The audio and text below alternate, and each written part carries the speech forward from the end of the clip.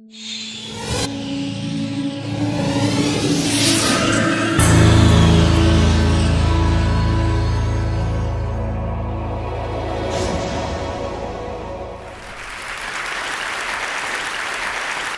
live in an incredibly busy world. The pace of life is often frantic, our minds are always busy, and we're always doing something.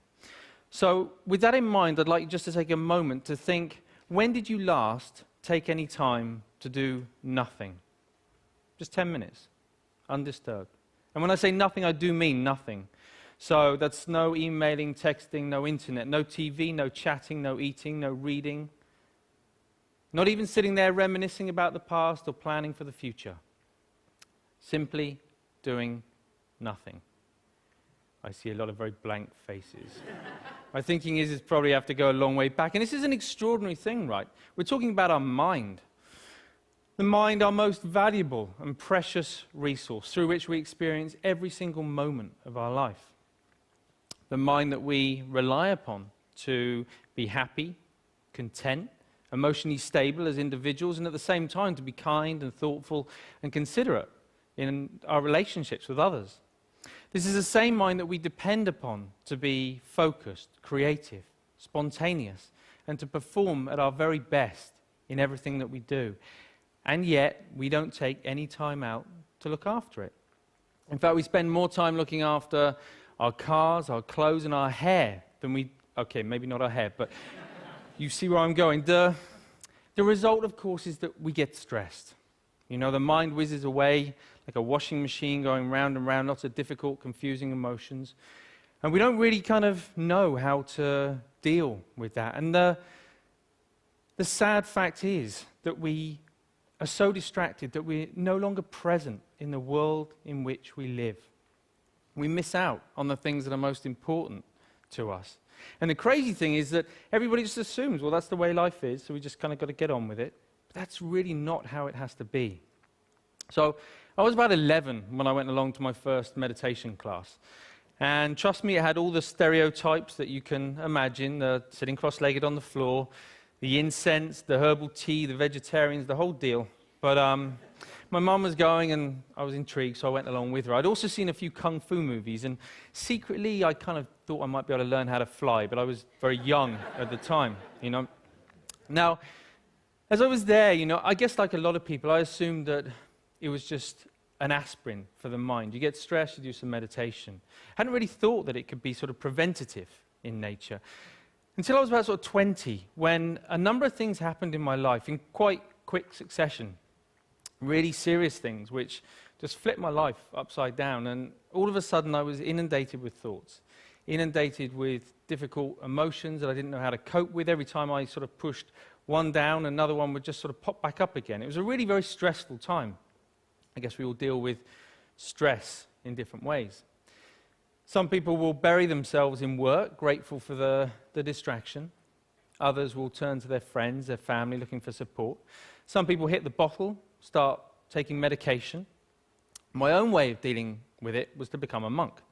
So I quit my degree, I headed off to the Himalayas, I became a monk, and I started studying meditation. People often ask me, you know, what I learned from that time. Well, obviously it changed things, you know. Let's face it, becoming a celibate monk is going to change a number of things. But it was more than that. You know, it taught me, it gave me a greater appreciation and understanding for the present moment. By that, I mean not being lost in thought, not being distracted, not being overwhelmed by difficult emotions, but instead learning how to be in the here and now, how to be mindful, how to be present. I think the present moment is so underrated. It sounds so ordinary, and yet we spend so little time in the present moment that it's anything but ordinary. There was a research paper that came out of Harvard just recently that said on average our minds are lost in thought almost 47% of the time. 47%.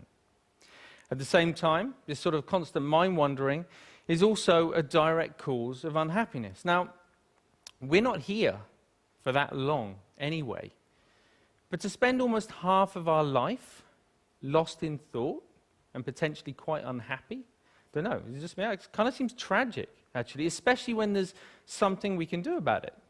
When there's a positive, practical, achievable, scientifically proven technique which allows our mind to be more healthy, to be more mindful, and less distracted. And the beauty of it is that even though it kind of need only take about 10 minutes a day, it impacts our entire life. But we need to know how to do it. We need an exercise, we need a framework to learn how to be more mindful. That's essentially what meditation is. It's familiarizing ourselves with the present moment. But we also need to know how to approach it in the right way, to get the best from it. And that's what these are for, in case you've been wondering. Because most people assume that meditation is all about sort of stopping thoughts, getting rid of emotions, somehow controlling the mind. But actually it's quite different from that.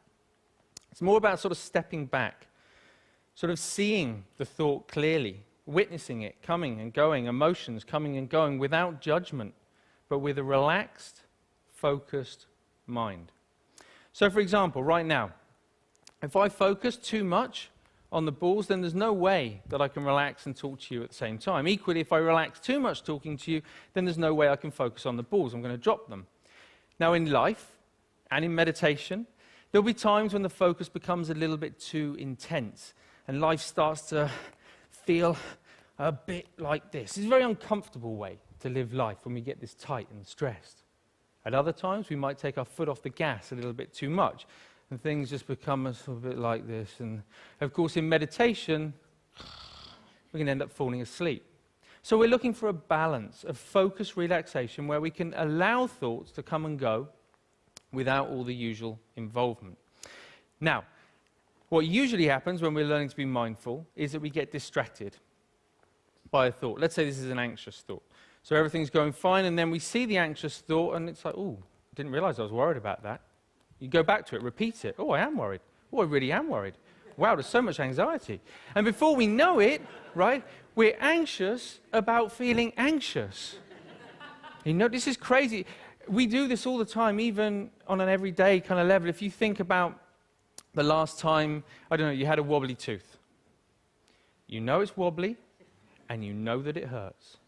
But what do you do every 20, 30 seconds? I don't know. It does hurt. And we reinforce the storyline, right? And we just keep telling ourselves. And we do it all the time. And it's only in learning to watch the mind in this way that we can start to let go of those storylines and patterns of mind.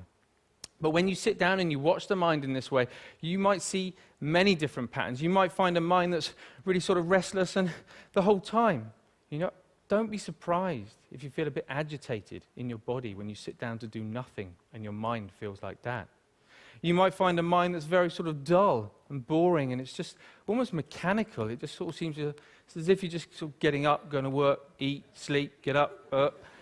Or it might just be that one little nagging thought that just goes round and round and round to your mind. Whatever it is, meditation offers the opportunity, the potential to step back and to get a different perspective, to see that things aren't always as they appear.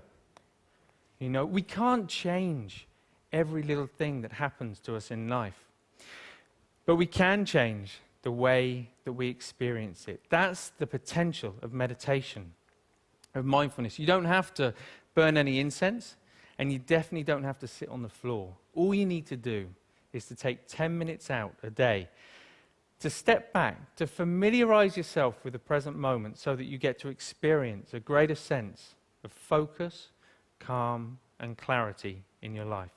Thank you very much. Thank you.